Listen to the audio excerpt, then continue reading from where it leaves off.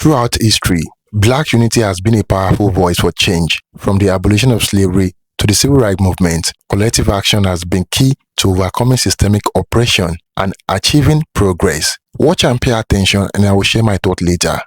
Y'all, I think Dr. Umar is right. Let me explain. So after the election, I don't know if y'all remember, but there was an interview with the Asian dude and a white guy who voted for Trump. And the Asian guy asked the white guy, hey, why did you vote for Trump? And the white guy's response was that he wants to basically keep the white race growing, and he doesn't want the white race to decline by population and numbers.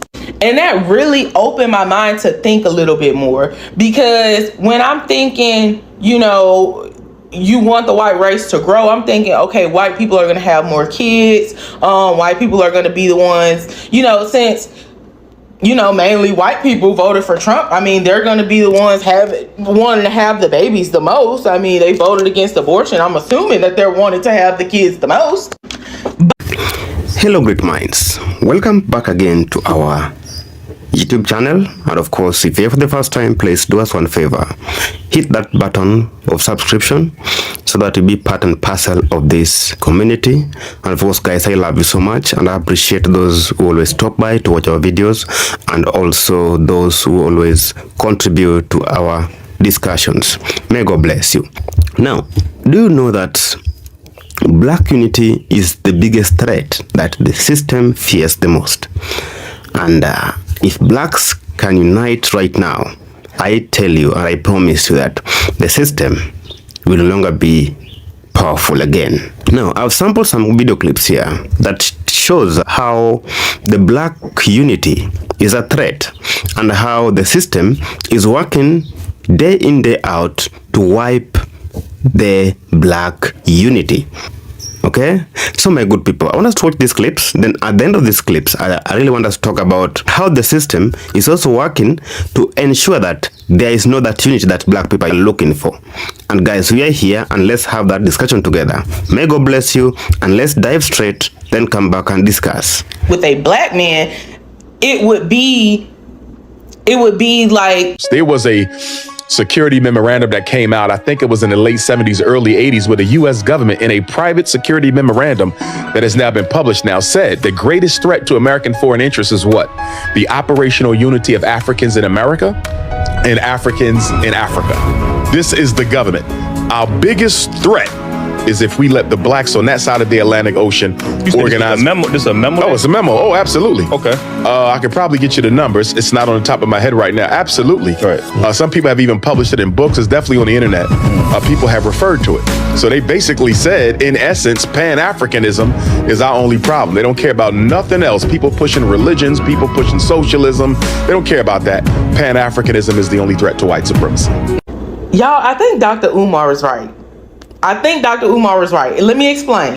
So after the election, I don't know if y'all remember, but there was an interview with the Asian dude and a white guy who voted for Trump. And the Asian guy asked the white guy, hey, why did you vote for Trump? And the white guy's response was that he wants to basically keep the white race growing, and he doesn't want the white race to decline by population and numbers.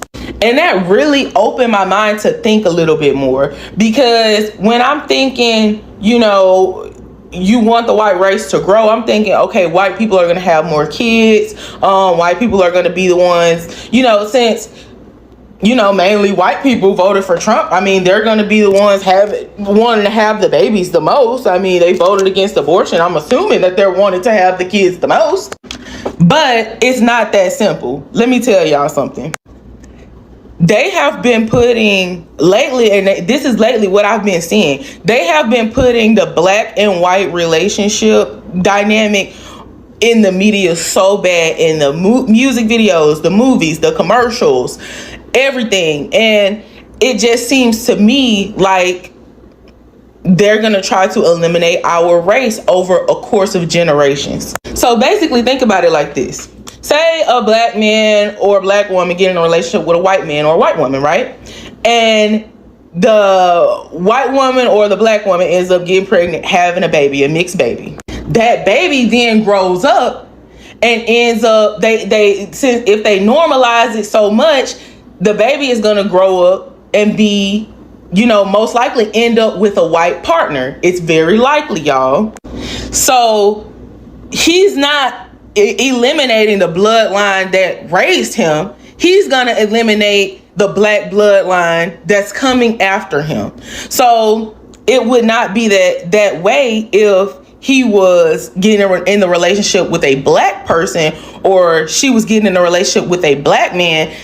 It would be like slowly erasing our race, if that makes sense. Like if white people are going to keep making decisions that keep us outnumbered by them. Because I don't know if y'all know this or not, but all of the colored people in the entire globe,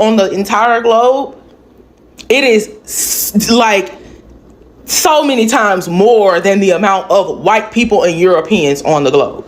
Like, I need y'all to understand, we outnumber them globally, yes, but not nationally, not here in the US. So if they say we can't beat and kill them and we can't lock all of them up in jail, so the easiest way to keep them outnumbered is to make them erase their own race.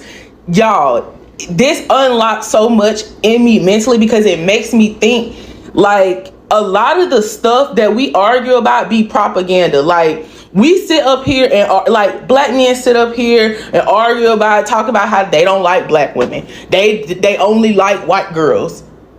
Y'all, all of this stuff is very much planned. It is not like, it's not just put in place like that by accident. When you see a majority of black women on TV, even Tyler Perry movies, there's gonna be a terrible black woman stereotype, a dangerous black woman stereotype that they're pushing on that exact show or movie or commercial. Like, they push the stereotypes that black women are too masculine, black men are too feminine. They push these things onto us so that we can date other races and eventually erase our own race in the meantime, over generations, y'all. And it's crazy because ignorant people do not think that deeply into it. They're just like, well, I mean, it's okay to have a white partner. It's okay if, my partner's not black. Yes, it is okay, but you do not realize the generational impact that is going to come from that. That's why I say Dr. Umar not wrong about everything he's saying. He's Pan-African, trying to keep up the population of black people, and black people are listening to media and mainstream stuff and TV, and it's making us not want each other, so that we end up getting with other races, having babies by those other races. Those babies end up having babies by those races as well, and our community and our population eventually gets wiped out. This is not far-fetched. I'm not reaching, y'all. This is actually how they're gonna try and wipe our race out. Like, if you want to outnumber people, you have to outsmart them. And they are outsmarting us, putting all of these interracial relationships, throwing them in our faces, putting them all on TV, putting them all on social media every time you scroll. Like, it's not by accident, it's by design. So think about it like this. If we have police brutality killing our people, the baby daddies are often their baby mamas. These are black people. Black on black crime, along with interracial relationships. This is how they're gonna wipe us out, with those four things. The easiest one being the interracial relationships and making us date other people and have babies by other races, so that we eventually wipe our race out. The message in Killmonger to Africa was, don't let these woke Negroes over there. Yeah, they read all the books and they know all the history, but they don't respect African culture. They've been Europeanized and they filled with hatred, like Killmonger. If you let Black America come back to Africa, they will destroy your society. There was coded messages in Black Panther for different African populations around the world. Now let's look at Prince T'Challa, right? Rest in peace to Chadwick Boseman. His character, the Black Panther, was what? Selfish, stingy. He was a nationalist, but he wasn't a pan-Africanist. He didn't care about black people outside of Wakanda. Y'all remember that? Yeah. Remember when Lupita kept trying to get him to go help? She said, we got everything in Wakanda. Let's go help our brothers and sisters in America. Prince T'Challa said, we don't give a damn about them. Yeah. You follow what I'm saying? So that was a message to Black America that Africa don't want your ass. Y'all can keep wearing dashikis and changing your name and getting locks. They don't want you. So the messages, I think, were very damaging and destructive to the aspirations of black people on both sides of the water. And let's be clear, this was not a coincidence. Black Panther came out in 2017, was it? 2018? 2018, I want to say. What was the very next year after Black Panther came out? The year of return. 1619 to 2019. 400 years of African people in the diaspora relocated from slavery. Are you going to tell me it's a coincidence that you bring a movie out? You bring a movie out the year before the quadricentennial of black slavery. You bring a movie out that tells Africans, black Americans are no good for you, and tell black Americans, Africans are no good for you. Look at this now. Killmonger is the metaphorical black man in America. Prince T'Challa, the metaphorical black man in Africa. You don't want to be bothered with him, and you don't want to be bothered with him. Now let's bring it home. CIA agent Ross, remember the white boy? Yep. At the end of the day, he flies the plane in. He really saves the day. Can I ask y'all a question? How can a CIA agent be a hero in an African movie when the CIA assassinated every major black leader we had in America, Africa, Central South America, and the Caribbean? They got Maurice Bishop assassinated. They was implicated in Walter Rodney. They got Malcolm killed, King killed. They the ones who got Garvey thrown out of America. They the ones who had Patrice Lumumba assassinated. They helped Nelson Mandela get arrested. The CIA destroyed the black liberation movement.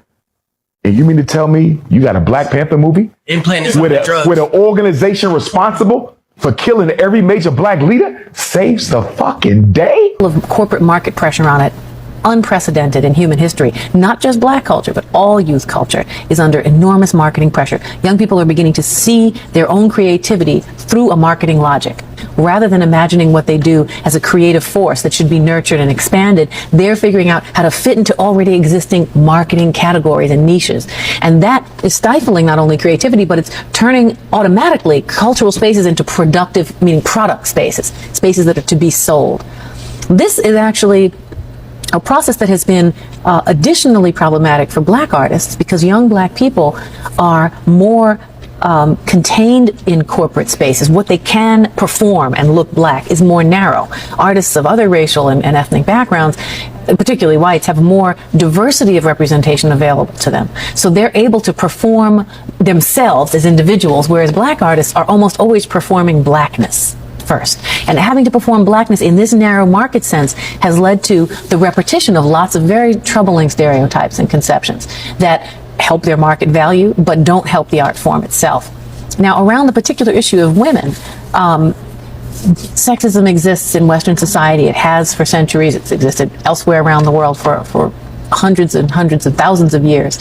So this is not to say that hip-hop is responsible for sexism or anything like that. But it is important to pay very close attention to the way that hip-hop has become not just a highly sexualized space alone, which it has become, but a space where the exploitation of black women has become almost required for artists to develop an identity, to develop a sense of status, to be a powerful, desirable, successful black male image in hip hop. You almost have to exploit black women as part of your performance. It's not something you do on the side. You have to do it. It's almost a requirement.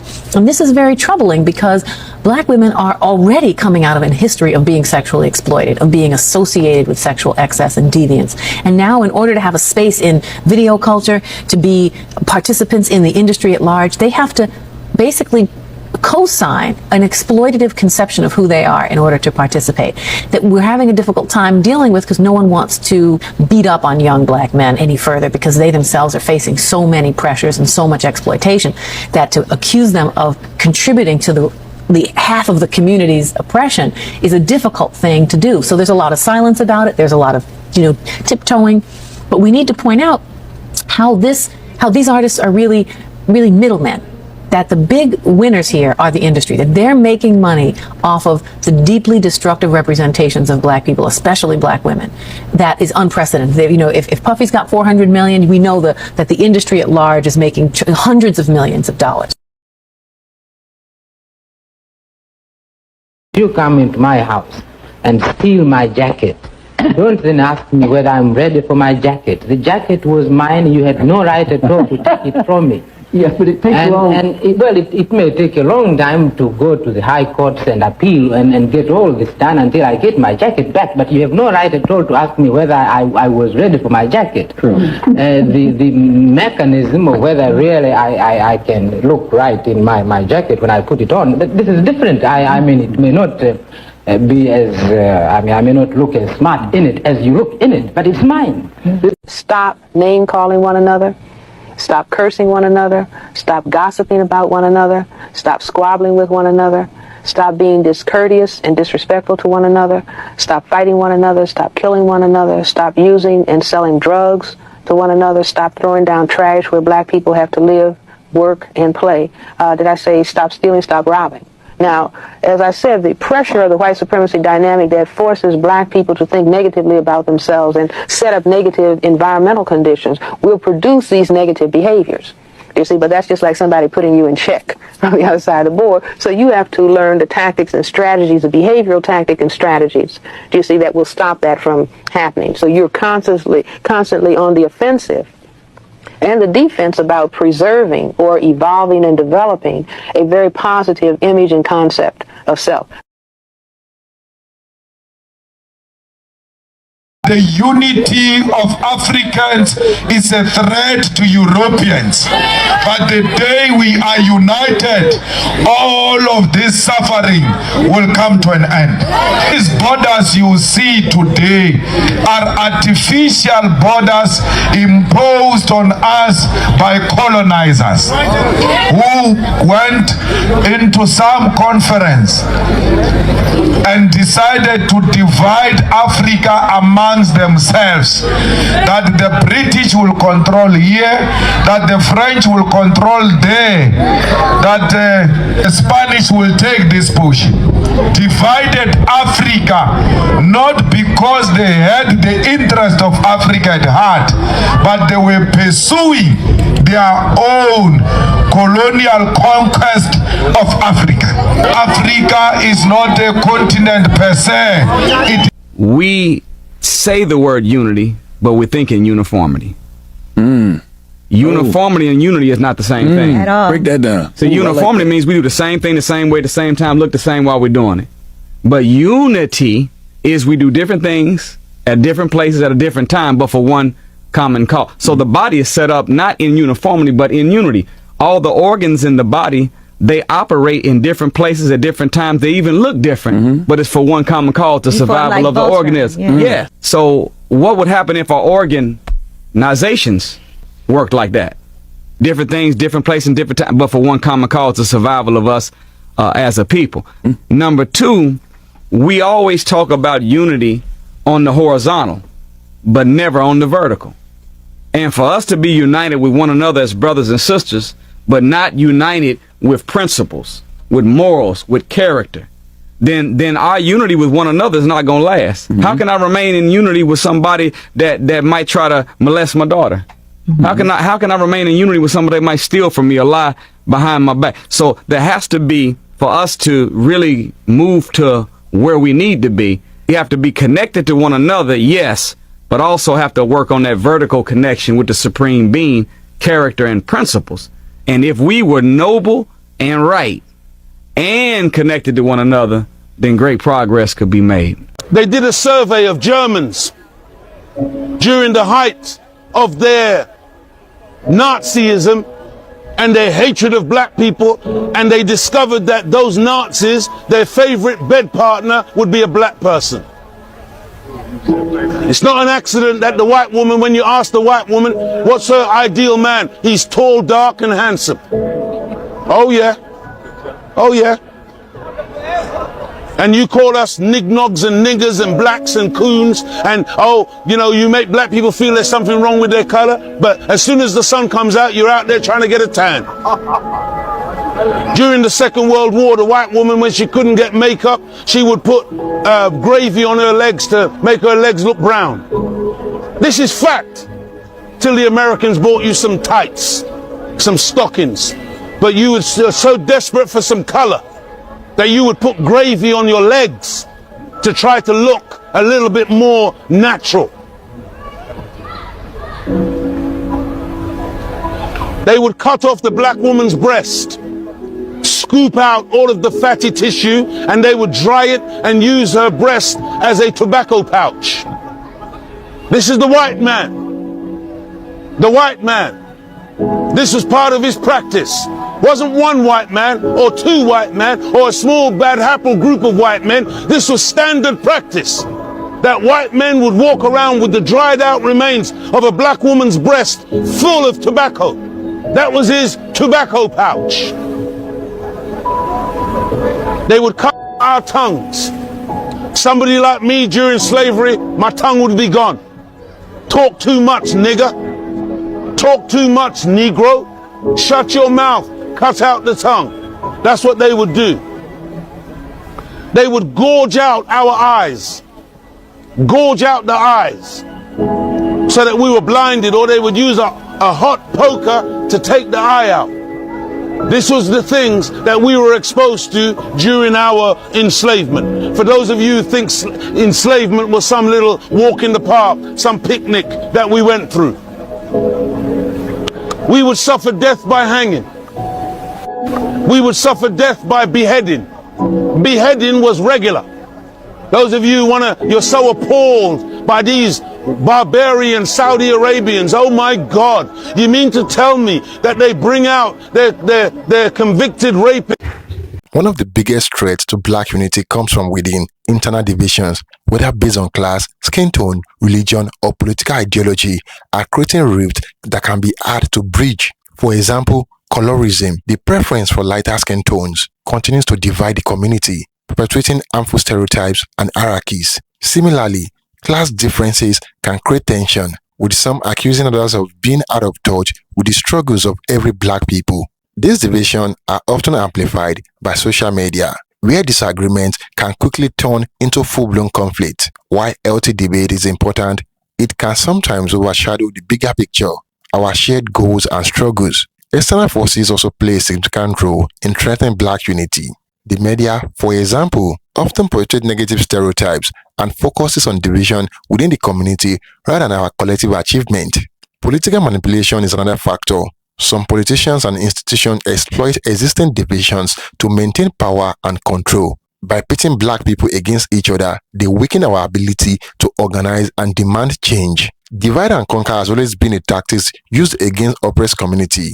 If we are too busy fighting each other, we cannot fight the system. Systemic racism itself is designed to keep us divided. From unequal access to resources to the criminal justice system's biases, these structures create conditions that make unity harder to achieve. Cultural shifts also play a role. While black culture has always been a source of pride and strength, the rise of individualism and consumerism can sometimes overshadow collective values. In a world that often prioritizes personal success over community well-being, it is easy to lose sight of the importance of unity. But as the saying goes, if you want to go faster, go alone. If you want to go far, go together. So, how do we build and strengthen black unity? It starts with recognizing our shared history and common goals. We have to address internal division head-on, whether that is through honest conversations, education, or community programs, supporting black-owned businesses, uplifting black voices, and working together on issues that affect us all, like police brutality, education, and economic inequality, are also crucial steps. And there you have it, guys. Kindly like this video and share your thoughts in the comment box below. Until next time, cheers and have a good one.